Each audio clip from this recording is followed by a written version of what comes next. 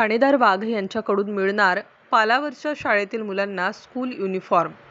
समाजातील इतर व्यक्तींकडूनही या मुलांना मदतीची अपेक्षा. शहर पोलीस ठाण्याचे पोलीस निरीक्षक सुधीर वाघ यांनी वसमत शहरातील मालेगाव रोडवर वसलेल्या शांतीनगर येथे भेट दिली. येथे दगडावर प्रहार करून त्याला कलाकुसरीचा आकार देणारा समाज अत्यंत हालाखीचे जीवन जगतो. एका कपड्याच्या पालामध्ये आपल्या कुटुंबाचा आरसा शोधणारा हा समाज शासन योजनेच्या लाभापासून खूप कोसो दूर आहे. नागरी सुविधा तर सोडाच, परंतु उद्याचे भविष्य असलेल्या मुलांना शिक्षणाची व सुविधांची कोणतीच सोय नाही.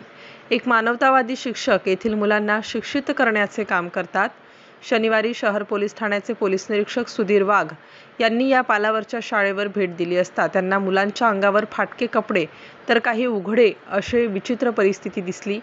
हे दृश्य पाहून मन हेलावलेल्या सुधीर वाघ यांनी त्यांच्या वतीने सर्व मुलांना शाळेचा युनिफॉर्म देण्याचे जाहीर केले.